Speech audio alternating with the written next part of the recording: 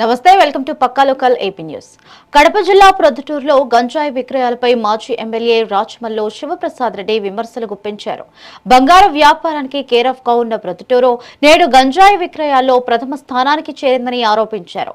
MLA వరదరాజుల Reddy వైఫల్యం వల్లే పాఠశాలల వద్ద చాక్లెట్లు, ఐస్ క్రీంల రూపంలో గంజాయి విక్రయిస్తున్నారని మండిపడ్డారు. దీనిపై ప్రభుత్వం, పోలీసులు స్పందించాలని డిమాండ్ చేస్తూ లేకుంటే వైసీపీ ఆధ్వర్యంలో ఆవరణ నిరాహార దీక్షలు చేపడతామని హెచ్చరించారు. ప్రొద్దుటూరును గంజాయి రహితంగా మార్చేందుకు అందరం కలిసి కృషి చేయాలని పిలుపునిచ్చారు. భ్రష్టు పట్టిపోతా ఉన్నందుకు వారి గురించి భవిష్యత్తు పైన కానీ ఏమాత్రమే కానీ బాధ్యత లేని తనం స్థానికంగా ఉండబడిన ఎమ్మెల్యే గారు వరదరాజరెడ్డి గారు ఏం చేస్తున్నారు వీళ్ళని ప్రభుత్వాన్ని నేను ప్రశ్నిస్తే ఏం చేస్తారు? మట్టి అమ్ముకుంటారు, ఇసుక అమ్ముకుంటారు, మద్యం అమ్ముకుంటారు, గ్రావెల్ అమ్ముకుంటారు. వాళ్ళు చేయగలిగేటి దోపిడీ ఏం చేస్తుంది ఈ రాష్ట్రం అంటే, ప్రభుత్వం అంటే పాలన చేయడంలే, దోపిడీ చేస్తుంది. ఏం చేస్తున్నారు ఎమ్మెల్యేలు అంటే వాళ్ళ ఊళ్ళల్లో ఇవన్నీ అమ్ముకుంటున్నారు, ప్రజలు గాలికి వదిలేసినారు, యువతనైతే బజార్ పాలు చేసి భ్రష్టు పట్టించినారు. బాధ కలిగే అంశం ఏంటంటే రాష్ట్ర ప్రజలారా, మా ప్రొద్దుటూరులో చాక్లెట్లాగా తయారు చేసి అమ్ముతున్నారు గంజాయిని చాక్లెట్లలాగా. స్కూళ్ళ దగ్గర, ఐస్ క్రీమ్ బళ్ళల్లో ఎంత టెక్నాలజీ డెవలప్ అయినారు. ఐస్ క్రీమ్ బళ్ళల్లో చిన్నప్పుడు మేము చదువుకునేటప్పుడు, మీరు చదువుకునేటప్పుడు, మనం చదువుకునేటప్పుడు ఇంటర్వ్యూలు కొడితే ఉరుకుతా పోయి ఐస్ క్రీమ్ అనుకుంటా అండి, బనికాడికి పోయి. ఇప్పుడు ఉరుకుతా బనికాడికి పోతే ఐస్ క్రీమ్తో పాటు గంజాయి దొరుకుతుంది పొద్దుల్లో. చాక్లెట్లలాగా తయారు చేసి గంజాయి అమ్ముతాం ఆ పొద్దుటూరులో. ఇది నేనేదో ఆగిత్యంగా చెప్పేది కాదు. ఆంధ్రజ్యోతి దినపత్రికలో వచ్చింది, అన్ని పత్రికల్లో వచ్చింది. ఈ ఊరు ఏఎస్పీ గారు కూడా పత్రికా ప్రకటన కూడా చేసినారు. వాళ్ళని అరెస్ట్ చేసినాం, మేము పట్టుకున్నాము, చాక్లెట్లాగా తయారు చేసి గంజాయిని అమ్ముతున్నారు, ఐస్ క్రీమ్ మళ్ళ దగ్గర అమ్ముతున్నారు, టీ బంకుల దగ్గర అమ్ముతున్నారు గంజాయి. టీ బంకుల దగ్గర ఎక్కడ పడితే అక్కడ ఈ యువత భ్రష్టు పట్టిపోతా ఉన్నందుకు వారి గురించి భవిష్యత్తు. కర్నూలు జిల్లా పాలకుర్తిలో కూటమి ప్రభుత్వం 2 ఏళ్ల పాలన పూర్తి చేసుకున్న సందర్భంగా 2 ఏళ్ల నమ్మకం, సంక్షేమం, అభివృద్ధి కార్యక్రమాన్ని ఉత్సాహంగా నిర్వహించారు. ఈ కార్యక్రమంలో ఎమ్మెల్యే దస్తగిరి స్వయంగా ఇంటింటికి తిరిగి ప్రభుత్వం అమలు చేస్తున్న సంక్షేమ పథకాలు, మౌలిక వసతుల అభివృద్ధిని ప్రజలకు వివరించారు. ఈ సందర్భంగా ప్రజలకు సమాచార కరపత్రాలను పంపిణీ చేయడంతో పాటు వారి సమస్యలను, ప్రభుత్వ పాలనపై అభిప్రాయాలను అడిగి తెలుసుకున్నారు.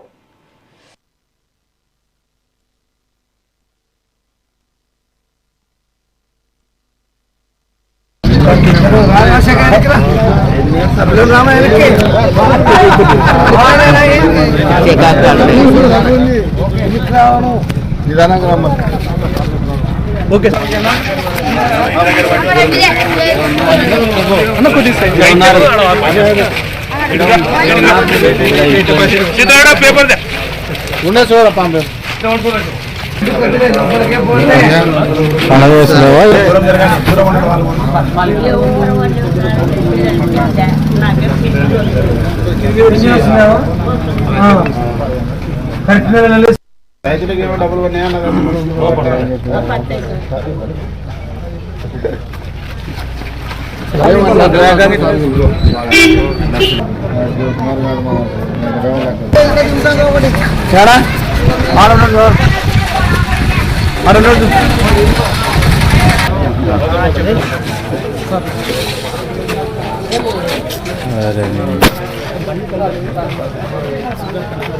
అన్నదాత సిగ్గు అట్లా డబ్బులు ఉన్నాయా?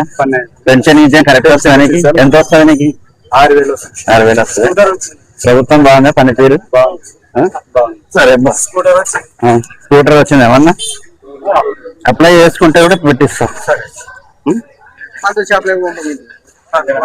అన్నదాత సిగ్గు అట్లా డబ్బులు ఉన్నాయా? పెన్షన్ ఇచ్చే కరెక్ట్ వస్తుంది. ఎంత వస్తుంది నీకు? 6,000 వస్తుంది. ప్రభుత్వం బాగుందా? పనితీరు సరే. స్కూటర్ వచ్చింది. కడప జిల్లా పులివెందులలో ఇల్లు కోల్పోతున్న రాజీవ్ నగర్ కాలనీ బాధితుల నివాసాలను ఆర్టీఓ చిన్నయ్య పరిశీలించారు. బుద్ధనూరు నుంచి కొత్తపల్లి వరకు సాగుతున్న ఈ హైవే పనుల్లో భాగంగా పార్నపల్లి రోడ్డులో 40 నుంచి 50 ఇళ్లు హైవే పరిధిలోకి వస్తున్నట్లుగా అధికారులు గుర్తించారు. తమకు తగిన నష్టపరిహారంతో పాటు సమీపంలోనే ప్రత్యామ్నాయ ఇళ్ల స్థలాలు కేటాయించాలని బాధితులు డిమాండ్ చేశారు. ఈ సమస్యపై స్పందించిన ఆర్డీఓ నష్టాన్ని అంచనా వేశామని తెలిపారు. జిల్లా కలెక్టర్కు నివేదిక సమర్పించి బాధితులకు న్యాయం జరిగేలా చర్యలు తీసుకుంటామని హామీ ఇస్తూ భరోసా కల్పించారు.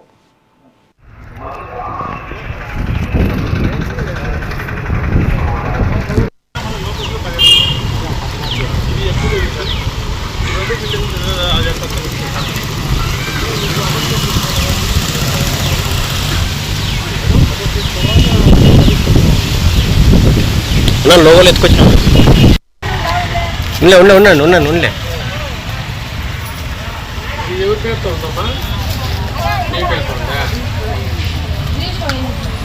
రిజిస్టర్ ఉందమ్మా.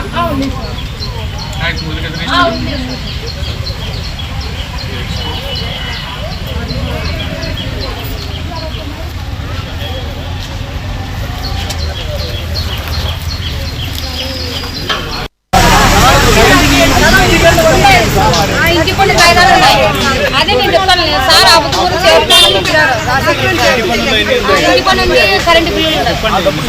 ఇంటి పన్ను అంటే కాదు, ఇంటికి సంబంధించిన డాక్యుమెంట్లు కావాలి. ఇంటికి సంబంధించిన డాక్యుమెంట్లు కావాలి. ఆ స్థలానికి కానీ ఇల్లు కట్టించాను. 12 ఏళ్ళ పైన కడితే గవర్నమెంట్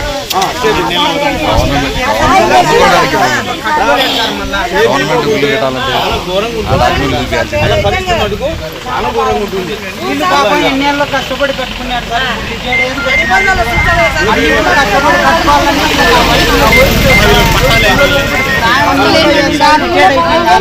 అనుబంధ భారాలన్నీ ఏమి ఇవ్వలేదు. వేరే కట్నారు ఇచ్చి పెట్టినారు. అది లేని దాని వల్ల ఇప్పుడు ఇబ్బంది. ఇప్పుడు ఏమంటే 716G అని నేషనల్ హైవే ఉంది.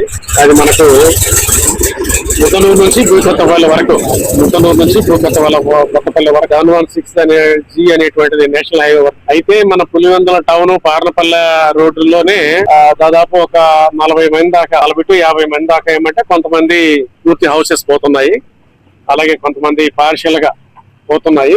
మరి వీళ్ళందరికీ ఏమంటే నష్టపరిహారం ఇవ్వమని చెప్పి, అదేవిధంగా ఇళ్ల స్థలాలు కూడా చూపించమని చెప్పి అడుగుతున్నారు మెయిన్ గా.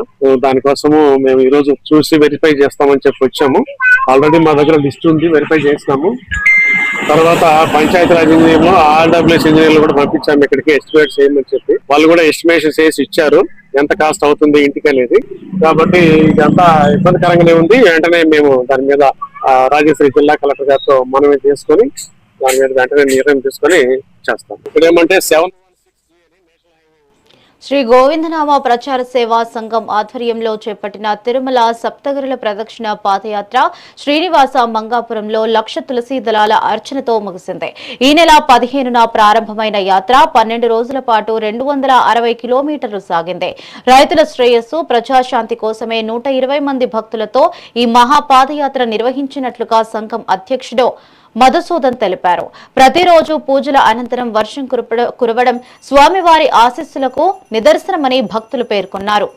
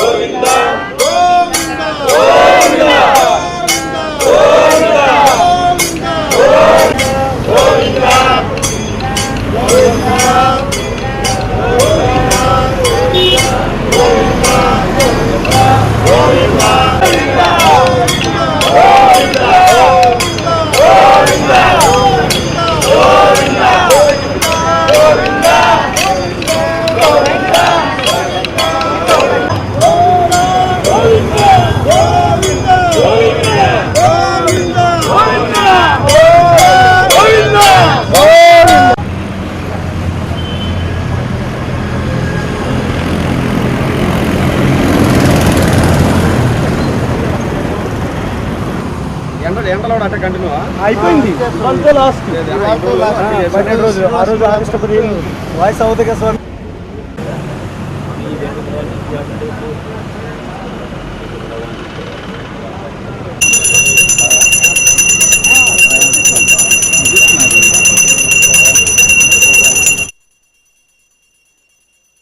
అనంతపురం జిల్లా రాయదుర్గంలో భగవాన్ శ్రీ జిహేశ్వర స్వామి జయంతి వేడుకలు ఘనంగా నిర్వహించారు. హటకేశ్వర స్వామి దేవాలయంలో ప్రత్యేక రుద్రాభిషేకం అనంతరం స్వామివారి చిత్రపటాన్ని వెండి రథంలో ఉంచి పట్టణ ప్రధాన వీధుల్లో ఊరేగించారు. స్వకుల సాళి సమాజం భక్తుల పెద్ద సంఖ్యలో పాల్గొని పూజలు చేశారు. ప్రతి ఏటా ఈ జయంతిని ఘనంగా జరుపుకుంటున్నామని సమాజ అధ్యక్షుడు వెంకటశేషులు తెలిపారు. అనంతరం నామకరణ మహోత్సవం, అన్న సంతర్పణ కార్యక్రమాలు చేపడుతున్నట్లుగా పేర్కొన్నారు.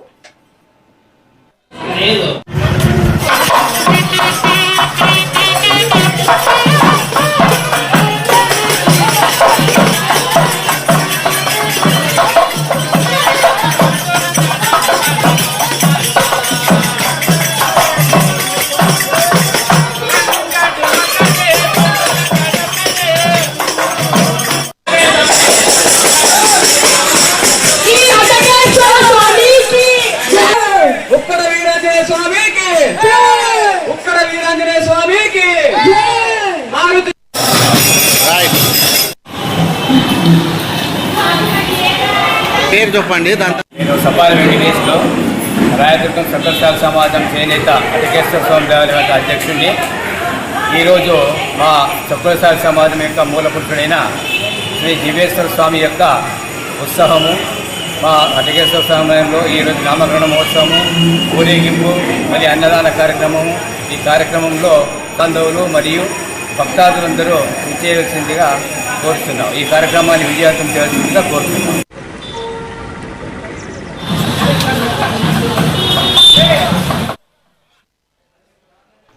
శ్రీ సత్యసాయి జిల్లా పుట్టపర్తి ప్రశాంతి కేరళ ఓనం వేడుకలు ఘనంగా జరిగాయి. సత్యసాయి బాబా మహాసమాధిని రంగురంగుల పుష్పాలు, రంగవల్లులతో అలంకరించే కేరళ సాంప్రదాయ పద్ధతితో ప్రత్యేక పూజలు నిర్వహించారు. సాయి కుల్వంత్ సభ మందిరంలో భక్తులు స్వామివారి మహాసమాధిని దర్శించుకున్నారు. ప్రముఖ జాతీయ సంగీత విద్వాంసులు కవలం శ్రీకుమార్ బృందం సంగీత కచేరీతో భక్తులను అలరించారు. ఈ వేడుకలకు దేశ విదేశీ భక్తులతో పాటు కేరళ భక్తులు పెద్ద సంఖ్యలో తరలివచ్చారు.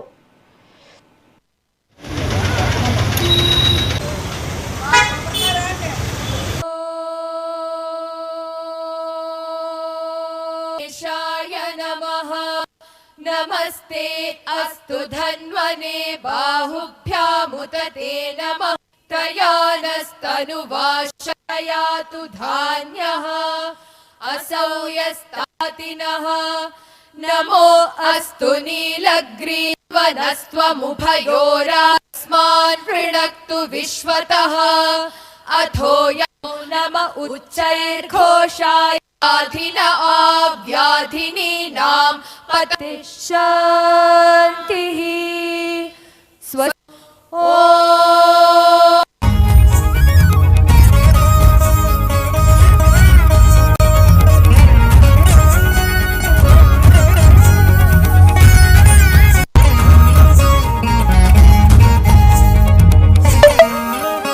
musicians. He has given more than 1,000 concerts in India and abroad and is widely acclaimed for musical renditions of Adhyatma Ramayanam,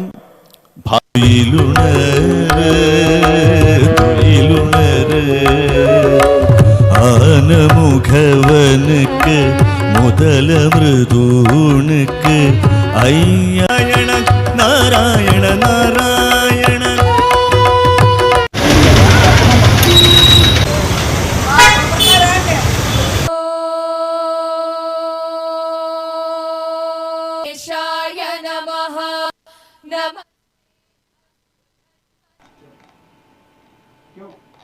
Anantapuram జిల్లా రాయదుర్గంలో మిలాద్ ఉన్నబే వేడుకలు ఘనంగా నిర్వహించారు.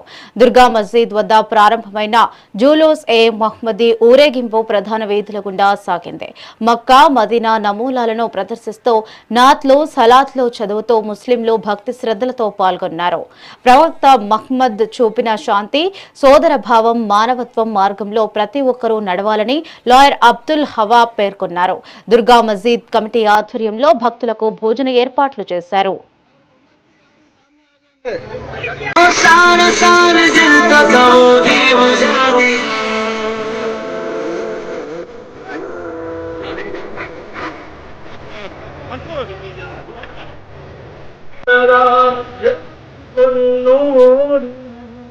मरहबा मरहबा मरहबा मक्की मदनी मरहबा मरहबा मरहबा मक्की मदनी।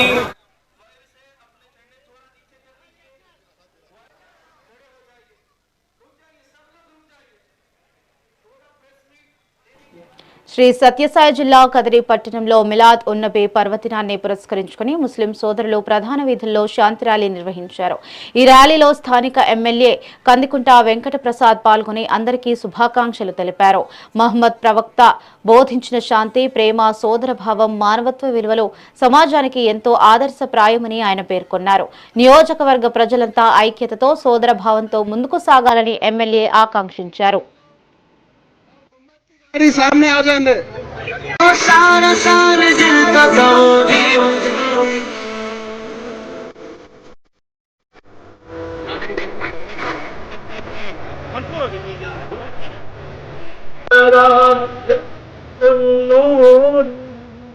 मरहबा मरहबा मरहबा मक्की मदनी मरहबा मरहबा मरहबा मक्की मदनी।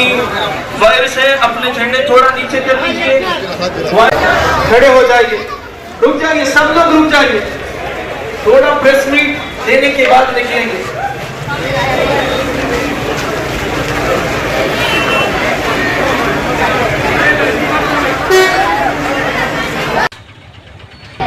నియోజకవర్గ ప్రజలందరికీ కూడా మిలాదున్ నబీ పర్వదిన శుభాకాంక్షలు. ఏదైతే అందరూ ప్రపంచంలో ఉన్నటువంటి మానవాళి యావత్తు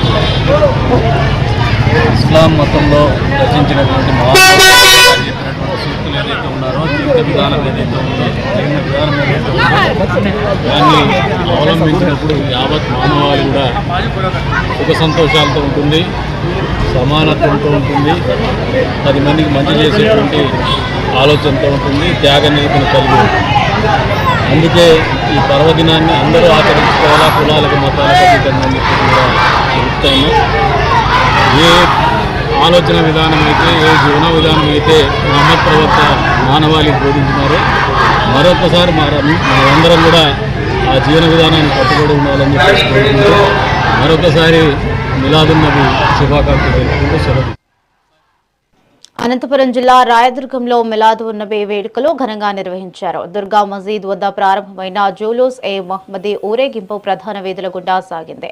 మక్కా, మదీనా నమూనాలను ప్రదర్శిస్తూ నాత్లు, సలాత్లు చదువుతూ ముస్లింలు భక్తి శ్రద్ధలతో పాల్గొన్నారు.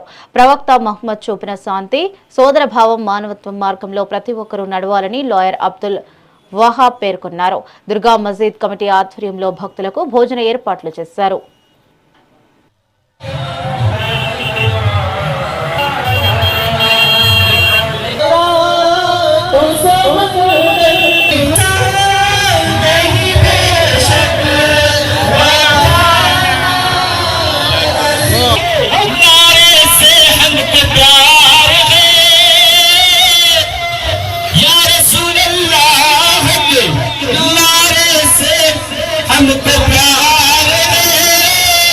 हमने ये ना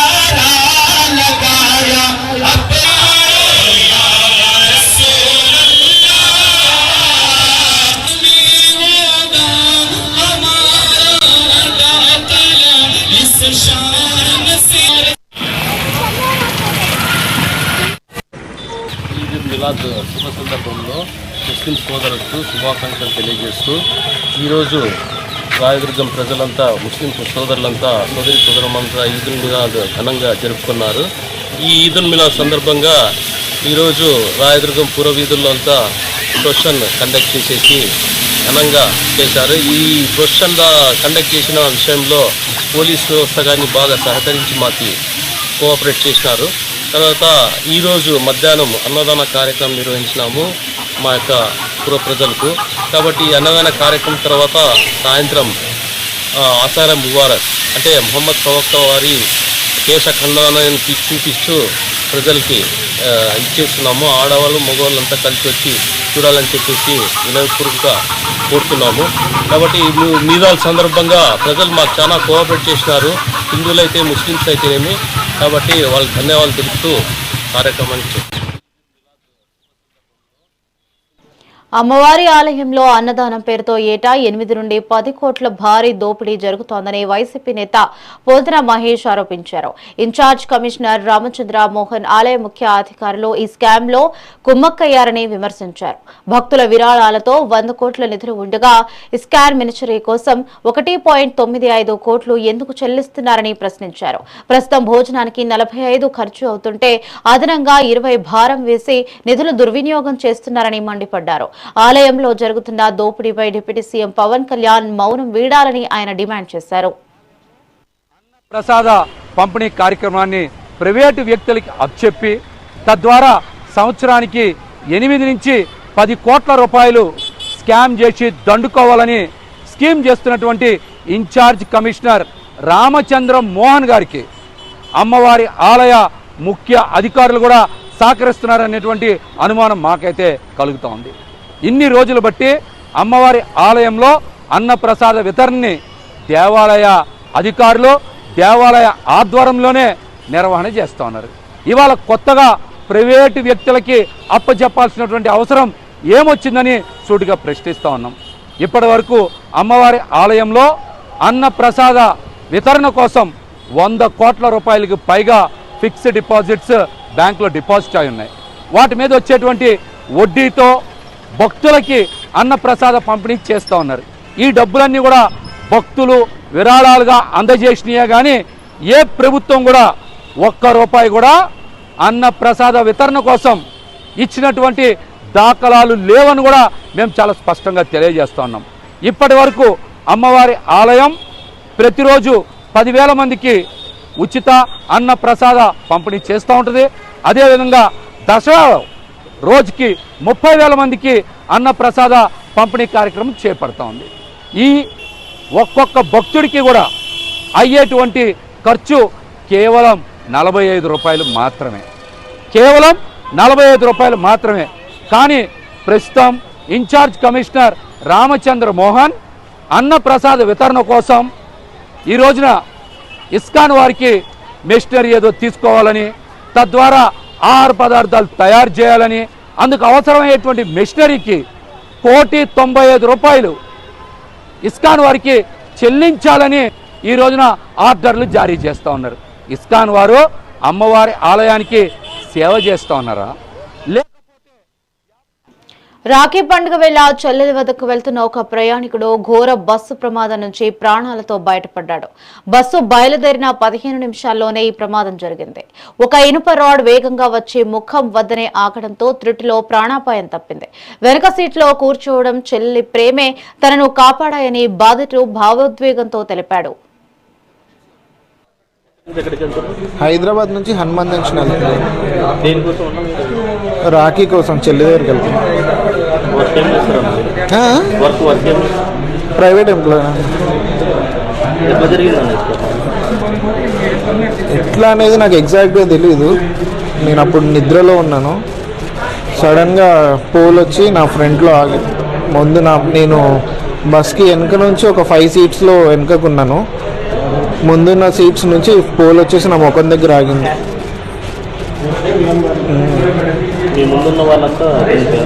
చనిపోయారని నేను చెప్పలేను కానీ అందరైతే సీట్లు కిందకి వెళ్ళిపోయారు. మొత్తం సివియర్గా డ్యామేజ్ అయింది అందరికి బాగా. బస్సు డ్రైవర్ ఎక్కడైనా అజాగ్రత్తగా నడపడం అట్లాంటి అజాగ్రత్త ఏం లేదన్న. నేను బస్సు ఆగి 5 minutes అయింది అప్పటికి. నేను అంటే ఇక్కడ సూర్యాపేట దాటిన తర్వాత ఛార్జింగ్ కోసం ఆగాడు బస్సు. ఏదో రెస్టారెంట్, ఫ్యామిలీ రెస్టారెంట్ ఒకటి అక్కడ ఆపారు. అక్కడ నుంచి ఇక్కడికి ఒక 10 to 15 minutes అంతే, ఈ గ్యాప్లో అయింది. నా పేరు తిరుపతి ఆర్సీ రోడ్డులోని కలశం బిల్డింగ్ వద్ద ఉన్న గ్యాస్ గోడౌన్ ఎదురుగా ఉన్న 4 అంతస్తుల భవనం హఠాత్తుగా కుప్పకూలింది. పక్కనే నూతన భవన నిర్మాణం కోసం లోతైన గుంతలు తవ్వడంతో ఈ ప్రమాదం జరిగింది. భవనం కూలిపోవడంతో భారీగా వెళ్ళినప్పటికీ అదృష్టవశాత్తు ఎలాంటి ప్రాణ నష్టం జరగకపోవడంతో స్థానికులు ఉపశమనం పొందారు.